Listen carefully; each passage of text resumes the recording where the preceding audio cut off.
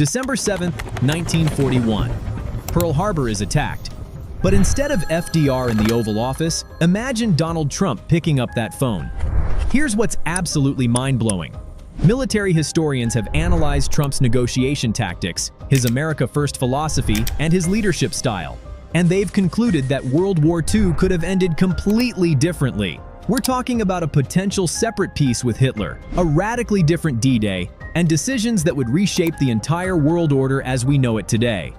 What I'm about to reveal will challenge everything you thought you knew about history's most decisive conflict. Let's dive in. Now, before we explore this alternate timeline, we need to understand the stakes. World War II wasn't just another war. It was the defining moment of the 20th century. Over 70 million people died. The Holocaust, nuclear weapons, the birth of the United Nations, the Cold War. Every single one of these outcomes was shaped by Roosevelt's specific decisions. So what happens when you replace FDR's diplomatic approach with Trump's art of the deal mentality? The answer is more complex and more shocking than you might think. Here's why this matters. Trump's presidency showed us a leader who rejected traditional alliances, who prioritized bilateral deals over multilateral agreements, and who wasn't afraid to walk away from negotiations. Now imagine applying that exact playbook to the most catastrophic war in human history. Buckle up, because this alternate timeline gets wild. Let's start with December 8th, 1941, the day after Pearl Harbor. In our timeline, FDR delivered his famous Day of Infamy speech and immediately declared war on Japan. But here's where Trump changes everything. Based on his documented negotiation style, Trump would likely frame this as the worst deal in American history. The fact that Japan caught us unprepared. Military analysts predict he would immediately fire multiple intelligence chiefs for failing to see it coming, launch a massive media campaign blaming previous administrations, demand immediate retaliation with overwhelming force. Now, here's what's really shocking. Trump's business background shows he responds to attacks with disproportionate force to establish dominance. Pearl Harbor killed 2,403 Americans. Military historians estimate Trump would authorize not one, but 3 immediate retaliatory strikes on Japanese cities, possibly before the Manhattan Project even existed. We're talking about conventional bombing campaigns 10 times more intensive than what actually happened in early 1942. But that's not all. Now we reach the most controversial part, Adolf Hitler. In our timeline, Hitler declared war on America on December 11th, 1941, just 4 days after Pearl Harbor. But what if Trump was president? Here's where it gets incredibly complex. Trump's documented approach shows he separates personal relationships from ideology when making deals. He sat down with Kim Jong-un. He's praised authoritarian leaders when he saw strategic advantage.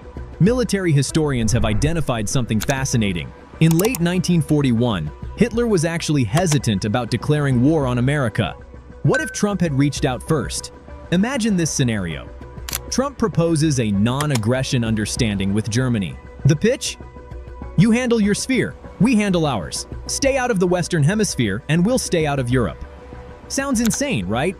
But here's the thing. This was actually America's official position for most of the 1930s. It was called isolationism.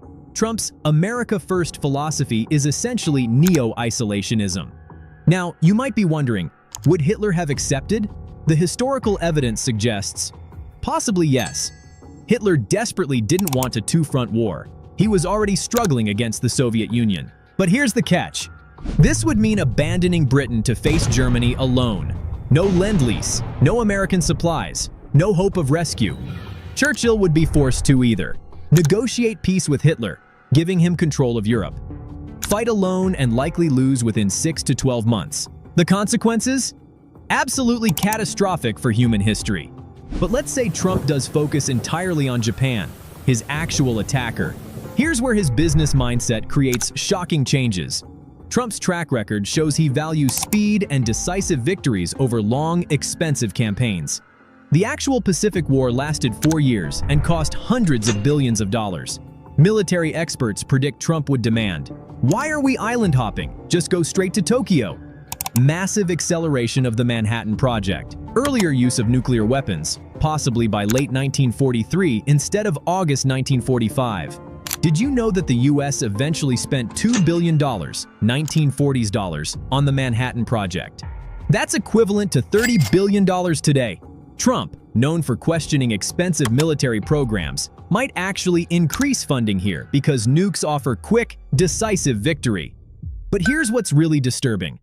Without the long Pacific campaign, we might have developed atomic weapons without fully understanding their horrific consequences. The slow island-by-island fighting gave scientists time to witness conventional bombing effects and debate nuclear ethics. A rushed program? We might have used 5 to 6 atomic bombs instead of just 2. Even worse, we might have used them without warning, killing potentially millions of Japanese civilians.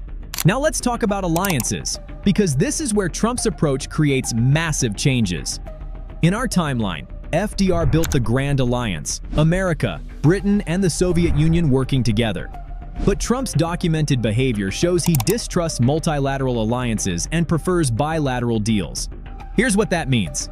Instead of one unified command, we'd likely see separate American-British agreement, with America demanding much more from Britain in return. Transactional relationship with Soviets, weapons for territorial concessions. Constant renegotiation of terms based on battlefield performance. Military historians point out something crucial. The actual alliance succeeded because of long-term trust and coordination. D-Day required 2 years of joint planning between American, British, and Canadian forces. Under Trump's transactional approach, commanders estimate D-Day either happened 6 to 12 months earlier, less prepared, higher casualties. Doesn't happen at all. America invades through Italy or Balkans instead. Now, here's the kicker. Trump has consistently questioned why America pays more than allies. He'd likely demand Britain and others pay for American equipment, rather than providing Lend-Lease for free. The problem? Britain was bankrupt by 1941. They literally couldn't pay. So either America invades Europe alone, catastrophic casualties, or doesn't invade at all, leaving Hitler in control. Neither option is good. Here's an aspect most people don't consider: domestic propaganda. World War II required total mobilization of American society, rationing, women in factories, censorship, unity. But Trump's leadership style is built on constant media engagement, attacking critics publicly, creating controversy to dominate news cycles.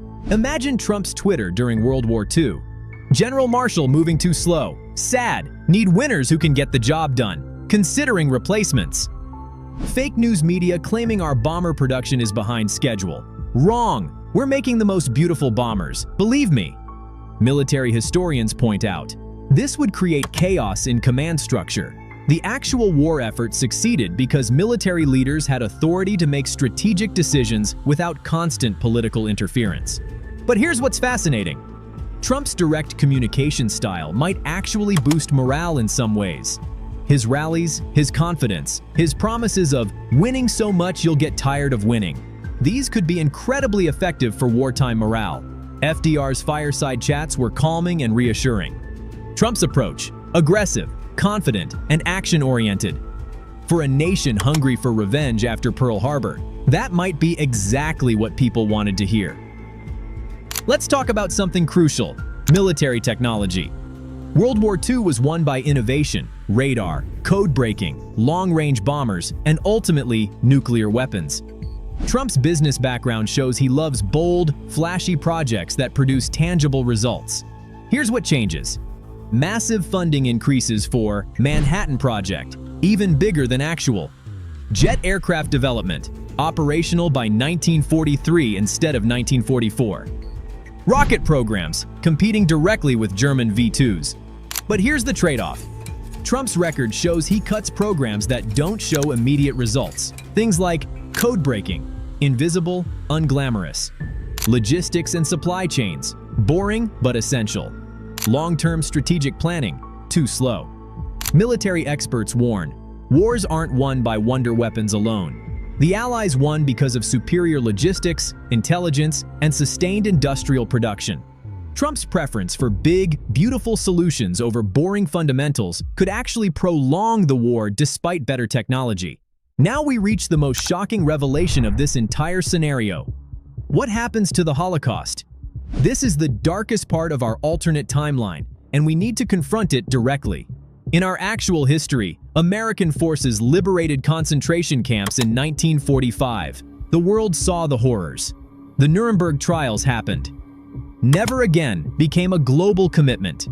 But in our Trump timeline, if America never invades Europe, if Trump negotiates separate peace with Hitler, if the focus stays entirely on Japan, then the Holocaust continues unchecked until the Soviet Union finally defeats Germany, possibly not until 1946 or 1947. That means an additional 1 to 2 million Jewish victims. Even worse, without American forces documenting the camps, without American pressure for justice, the full scope of Nazi atrocities might have been covered up or downplayed by Soviet propaganda. The Nuremberg trials might never happen. International human rights law might not develop the same way. The creation of Israel? Potentially delayed or prevented entirely. Here's what military historians emphasize. FDR's decision to prioritize Germany first, despite Japan attacking us, was morally crucial. It meant America committed to stopping genocide, not just avenging Pearl Harbor. Would Trump have made that same choice, based on his documented America First philosophy and transactional approach to foreign policy? The honest answer is, probably not, and that changes everything. So what's the bottom line of this alternate history? Here's the reality. A Trump presidency during World War II would likely have produced faster development of nuclear weapons, quicker victory over Japan, possibly by 1944, fewer American casualties in the Pacific, but also longer or no war against Nazi Germany, millions more Holocaust victims, weaker post-war international order, potentially a Nazi-controlled Europe for years longer.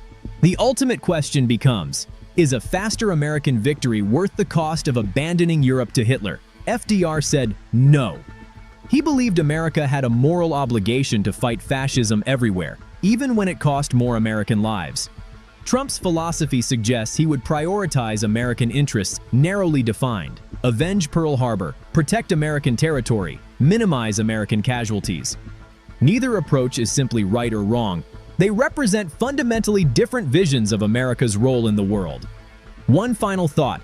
The world we live in today, NATO, the United Nations, international human rights law, the European Union, all of it was shaped by how World War II was fought and ended.